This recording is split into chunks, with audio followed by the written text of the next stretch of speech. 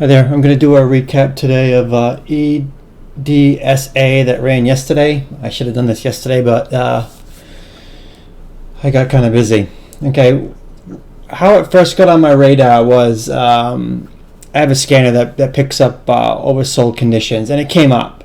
And the first thing I did when I saw it was oversold, I looked at the daily, and it was right around here, the 360 range, 350 range when it picked up. So as soon as I saw that, the first thing I checked was the float, and here you can see the float is 3 million, which is very, very thin and low float. But what I liked most about it was the history of the stock. I mean, it has a history of making really massive moves on small amounts of volume. I mean, you went from, looks like here, right around $8 to 17 plus with a couple million. I mean, that's huge, and it's done it a couple times, made huge moves on less than 5 million volume, and so that got my attention right away, and it's been beaten down. So that's how it got on my radar. Then I went and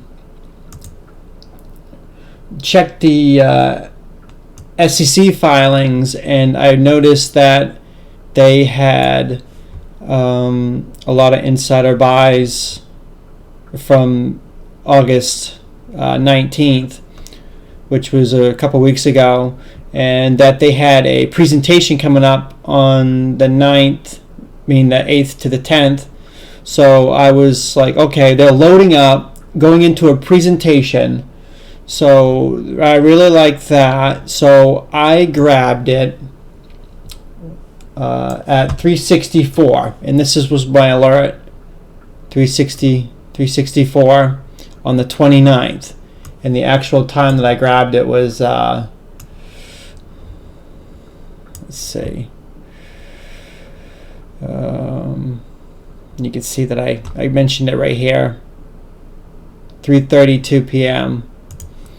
and 3:32 p.m. on the 29th is right down here.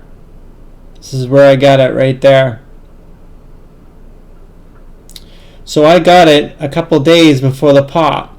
So I got it, and I assumed, okay, it was going to pop this week because of the presentation, the insider buys. Then they got the fluff news yesterday. I can't remember what the news was. But anyways, it made it pop. So, oh, and then on this past Friday, after I was already in it, they dropped an S3.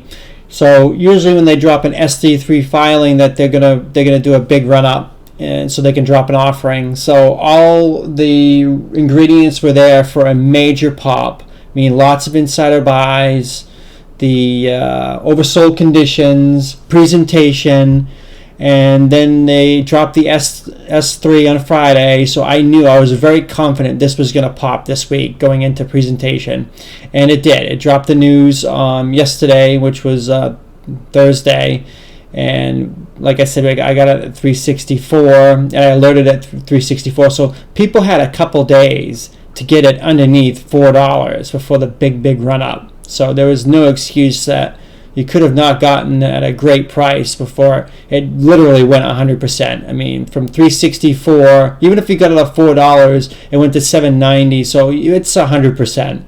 So that's how it got on my radar. That's how I alerted and traded it.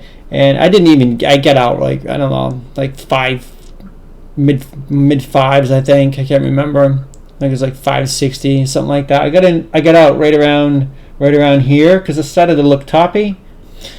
And but of course it wasn't. I missed another huge upside. So, but that's how I found it. That's my process and thinking, and why I like the trade, and I stuck with it. So that's it for this recap. Thanks.